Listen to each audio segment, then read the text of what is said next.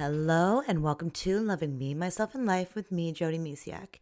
Today, I'm going to be honest here. I'm a little embarrassed to share this story, but I feel like I should. Maybe somebody out there needs to hear this. And I think it's also very important that I show and share that I'm human and I have weaknesses. And just because I'm an empowerment coach and, I talk about self-love and taking care of our bodies and all that fun stuff, I need to show and share that things aren't always perfect. Actually, there is no such thing as perfect. So I'm just going to be honest and, share my struggles with sugar. So here's the truth. Over the winter, possibly into the fall, I'm not sure when it all went down, maybe even in the summer, I let sugar take over my life again. So I know, and this is, I think, the embarrassing part. I know how not great sugar is for our bodies, our minds, and everything. And somehow I have become a slave to my sugar cravings again. And it happened when my son, like the 2 years where my son wasn't sleeping through the night, I leaned on sugar so hard, like donuts and things like that, super starchy, super sugary treats that became an everyday thing, like just to stay awake and stay energized. And I use like quotations around energized because it's just fake, right? It just falsely makes you feel like you have more energy and you don't. So anyways, I don't know exactly where this happened. And I know in January I was doing really well. I was going for hikes and I was making smoothies with like amazing green awesomeness in it and like green smoothies and everything like that. And I just don't know. Anyways, I'm recording this shortly after Easter. And I've come to the realization that it's like, whoa, I need to break up with sugar. I need to say goodbye. Now it's going to become, somebody I walk around and say, hey, hi, now and then. I'm not going to be completely cutting out sugar because one, I know that I can't speak for anybody else, but when I say I'm never going to eat this ever again, then my brain is like, oh my goodness, but like anyways. So I'm not swearing off sugar forever. But it's going to become, like I tell my kids, sometimes food, like where you rarely eat it. So like it's become a special treat, something, we eat every so often. So when we do have it, it's very enjoyable instead of just something we eat all the time. And it's a struggle because, there's studies out there that say it's more addictive than cocaine, sugar. And this is why we struggle with sugar. So I am at the beginning of this sugar, like breakup with my sugar. Today is the first day actually that I've committed to doing it. So here I am sharing about it. And I know that I will follow through because I've done it before. However, I needed to make a commitment to myself, tell my husband so he doesn't like go out and buy me special treats. And I'm like, oh, that was sweet, but no, thank you. This way it just doesn't come into the house. Be like, this is what I'm doing. And obviously, we'll celebrate my son's birthday and we'll have different things and I'll allow myself a piece of cake. But it's become an everyday occurrence. And what am I going to do? Well, one, I'm going to hunker down, just really dive deep into self-care. I'm going to do EFT, so tapping, emotional freedom technique, and on any time that I am craving it, because again, it is an addiction. It's really, our bodies crave it. And the funny thing is like, oh, I'll just have one thing. And then once you have sugar, you want more sugar. And it's really crazy. And I do want to share here that I actually, before all this, I think it was definitely last year, I wasn't even having fruit as sugar. Like I'd have some berries here and there, but I even kept the sugars from fruit away. Like that's how far I went, like the other way. And I decided that I and my body, because we need to listen to our bodies when we do things like this. My body needs some form of sugar. So I'm going to allow to have fruit as well. Like whenever I have a craving for sugar, is I'm going to lean on fruit. So when I say sugar, I mean like refined processed sugars. So no more candies or cake or sweets like that. And dark chocolate, so it's just a matter of like, for me, it's making a commitment to myself. And I know that when I make a commitment to myself and then I tell the people around me that this is what I'm doing, I have more success. And I know it might feel weird that I'm sharing this right on the brink of doing this, but I wanted to share it. And then hopefully I will remember. I'll make a note and I will share how I do in the next few months maybe. And yeah, and just see how it goes. So, but I know I've done this before, and I completely like wrote out sugar. I've even cut out processed grains like completely before. So it's finding a balance. I tend to go all or nothing. Like I go one way and it's like almost too far. Or actually, it is too far. I go one way too far, and then I go the other way too far to counterbalance the way I went too far.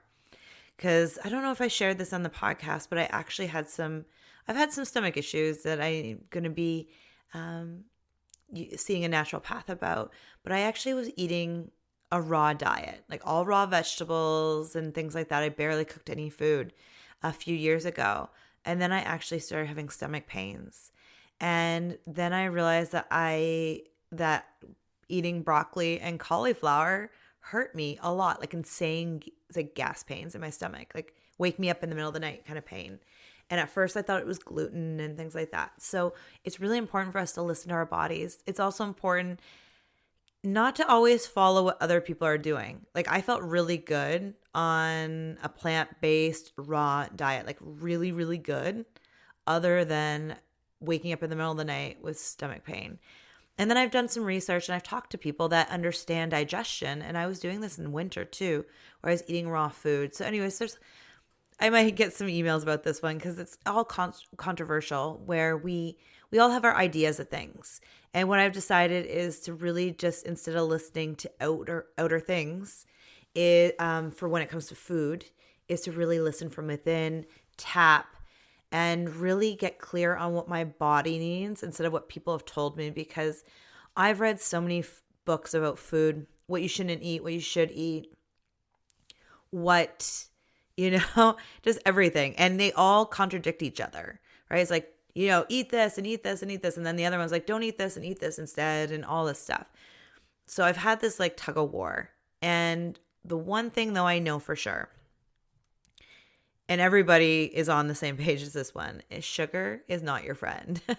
It may feel like your friend, but deep down, it is like that person that acts like your friend. And then the moment you leave the room, they're talking behind your back and plotting, some crazy things.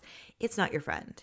And I know this, like I've been feeling sluggish and not as motivated and just, right? And it's doing with sugar. Sugar's just not great. Like I said, fake energy, false energy, a false sense of energy. And, yeah, so it's time for me to break up with sugar. And what am I going to do? So I'm just going to give, in case somebody's like, well, what are you doing? What are you doing? In case you want to break up with sugar too. Is I'm being gentle with myself. I'm trying my best not to judge myself or beat myself up for the sugar I did eat. And I did actually, I'm going to be honest here, I did allow myself to have one last day. Like I knew, like, okay, this is a day I'm going to have sugar. I'm going to enjoy it. And then I'm going to break up with you. Like, see you, sugar. There's the door. So I allowed myself one last day knowing that, and I know one's like, well, why? Sugar's bad. So it was just, for me personally, that's what I did. And so again, I'm going to lean into my self-care. Journaling's really good, like especially if you're frustrated about like, why do I not get to eat sugar when other people eat sugar? My kids are eating sugar, whatever you're feeling. Because things are going to come up when you stop doing something. It's anytime, you're starting or stopping something, it can be a real struggle. So it's being gentle and loving to yourself, but not using self-love as an excuse to eat sugar. I've been there, done that, and it's not fun. Those 2 years, like I said, where my son wasn't sleeping and I allowed sugar to be my friend, I was like, well, I need this. Like, I'm not sleeping. I deserve this. And, I love myself. And I was using self-love as an excuse. And that, like, self-love is loving ourselves and our bodies. So I'm not saying don't eat sugar. And if you love sugar and it's doing things for you, awesome. And this is not about making you feel guilty. However, I want to flip the side and be like, because this is, a podcast about self-love and our journeys and stuff like that, is knowing that sometimes we can use self-love as an excuse. So it's getting down to like, what does my body really need? Like, is sugar what it really needs? Or is this an excuse that I'm using just so I can have it and feel better about eating it? And again, there's no wrong about having sugar now and then, but it's understanding when we use self-love as an excuse for something. And this doesn't have to be just sugar related or food related. This can be anything in our lives, staying in a relationship or, just anything. We can use anything as an excuse, and self-love is no different. So it's getting really clear on who you are, what you need, and I mean really need, not what the surface looks like and needs, but what you need. Okay, so what am I going to do? Again, self-care. Love myself like on so many crazy levels. It reminds me of what I do on my week before my period, because with the stress levels, things have just been different. And I've experienced PMS, and I got to a point where I never had any symptoms because I was so in tuned with myself, and my self-love practice was solid, rock solid. But lately with kids, growing up and I'm not having as much me time, I've been finding it a struggle. So I actually have like the week before my period I do like super self-care week. And if I don't feel like doing certain things, but I need to like slow down, like so more meditating, more yoga, more inner word things instead of like, jumping on the trampoline, things like that where it just doesn't feel good. But like listen more to my body. Maybe it is I need to jump more on the trampoline or go for a walk, kind of things like that. But it's listening to my body like crazy levels, like super sensitive to what I need that week. And if I need just a day to, sit by the ocean or, read or things like that, it's being very mindful that week of my needs, have a bath, those kinds of things. So anyways, that is what I'm going to be doing when I am saying goodbye to sugar this week. I'm also doing a 5-day, the 5-day mimicking fast. Now, if you've never done that, I don't encourage you to do it alone. I've done it a lot with a group, and then I now do it on my own when I feel in tune to do it. There's many reasons to do it. One, I do it to reset my body. Another one is it helps like your cells and things like that. And not to mention, it also helps release extra weight, which is awesome when you're indulging in too much sugar. All these things work really well. So a lot of people that are really mindful of their health do it about 4 times a year, I believe. I think that's what they do. So, and then it's become things. But anyways, I don't encourage you to do it unless, do it with somebody like that's been involved. You can actually buy the food and the plan and things like that.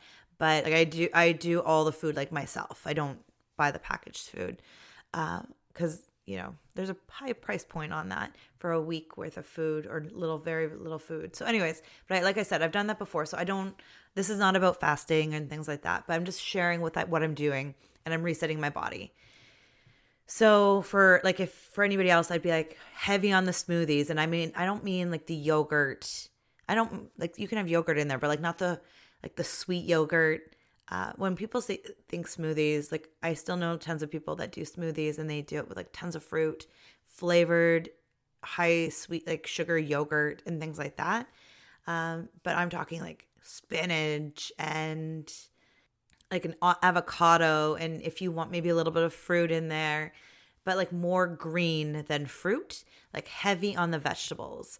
And actually before broccoli became a thing I've been avoiding, I actually would put broccoli in my smoothies as well. Broccoli, carrots, like anything and everything I could find that was a vegetable. And carrots are nice because it's a vegetable, but it's sweet. Anyway, so I would just be, if this is you and you're like, hey, I would like to break up with sugar too, I would take a week or two just to be more in self-care. And I would definitely meal prep. Meal planning is super, super key. And just really, pick vegetables over sugar. And if you really need sugar, then pick fruit. And the other one is when you're eliminating sugar, it's eating more protein and fiber. So fruit and vegetables are really handy. And then protein, so like nuts, a lot of nuts and seeds and things like that. So, and just be gentle on yourself. And I want to put in here too, like if this is something you're like, yes, I want to break up with sugar, slow and steady too. So maybe, I don't know what your level of sugar is. So if you're drinking pop like every day or at least a couple times a week, or juice and things like that, then maybe it's cutting it out like slowly. So I've already been on this this journey a few times. So I don't drink pop, like on like rare occasions. And juice is definitely not a thing either, unless like for Easter we had like mimosas. So I had some juice. But for the most part, I don't have, unless it's like for my juicer where it's mostly vegetables being juiced, I don't have juice or pop. So like if that's you and you're there, that's totally cool. But slow and steady wins the race sometimes. I just been eating too much Easter candy and chocolate. And then, allowing myself to have a donut here or like a cookie or, like a pastry from the bakery here and there. So it's about like, whoa, I can have that now and then, but maybe like once in a while, like once every couple weeks or something like that. So it's just being more mindful. And honestly, like there's going to be ice cream happening this summer because we have this beautiful ice cream place on the water that we go to, and they know our names, and it's just something. But maybe we'll go and the kids will have something and I won't every time because we go there like weekly. So just being mindful and telling people around you what you're doing. Get support if you need it. Like I said, I was in a group and actually I'm still part of the group. It just having support when you're changing something. And it's really important to take care of you when you're changing something. So this can be anything in life. And I'm just trying to think if there's anything else. But just definitely lean on fruit and eat lots of protein and fiber. And that will help move things along. Oh, and the other one is drink lots of water because we want to flush the sugar out of your system. So lots of water or herbal teas. And if you're a type of person, I used to have coffee with, I think it was sugar only. I thought it was better than having cream in my coffee. I don't know. Sometimes you think one thing and you're like, wait a second. Anyways, I actually drink black coffee now. Actually, this morning, right before the podcast, I drank coffee with a scoop of collagen in it.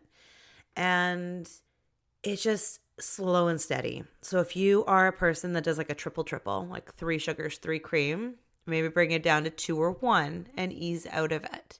It's amazing where sugar hides out too. So just be mindful of that. Like, this is not a podcast about like how to eliminate everything about sugar. But if you're finding that maybe you're indulging in a little bit more sugar than you'd like, it's knowing that, well, one, you're not alone. It happens to the best of us. And it's kind of normal. Our bodies, just once you get a bite, you want more kind of thing. So if you want to, eliminate sugar, either slowly start, or like I know people that even like quit smoking. It's either like some people scale back how much or they go cold turkey. And it really depends on your personality. I personally need to do all or nothing. Like I can't slowly erase. Like I need to just, okay, no more sugar. Other than like, okay, so I'll have a dessert this day with my family or something like that, or I'll have a treat, whatever that may be. But I need to go like completely, like it needs to be out of my life. Because that's just how I roll. It's with everything. I don't like to go slowly. I like to just anyways, it's a patient thing, I guess. But I also know that I've done this before, and yeah, it's just easier for me to just say goodbye to sugar once and for all, like, and then have it just on a rare occasion. So it's whatever works for you. But getting rid of sugar is a really good thing. So something brought you to listen to this episode. So that's great. Yay. And hopefully you're taking something from this and some level. And if you're like, yeah, I want to have less sugar in my life, start paying attention. Even start a journal or keep journaling about how you feel when you're eliminating sugar. I'm sure there is going to be probably a little bit of, it's going to be a little challenging at first, right? You know, there's the saying from Robin Sharma, the beginning is hard, the middle is messy, but the end is beautiful. So anything that we start, even if it's eliminating sugar out of our diet, can be challenging, and it's going to get messy. And then it's going to be like, why did I ever have sugar in my life? So it's going to be this one. And like, this is why this story is so embarrassing, because I know how amazing I feel when I don't have sugar in my life. I've kind of let sugar, like I said, take over because it feels good. It feels really good having sugar. But at the same time, it doesn't. And it can be challenging because I have 2 young kids that, you know, they have sugar sometimes because they have candy at different times in holiday seasons and stuff like that. So anyways, it's being mindful of how you feel. And then that helps us stay true to what our bodies need. Because when we start doing things that feel good, then we continue to do them. Like I remember, you know, like even like a workout, right? Like sometimes you don't want to work out.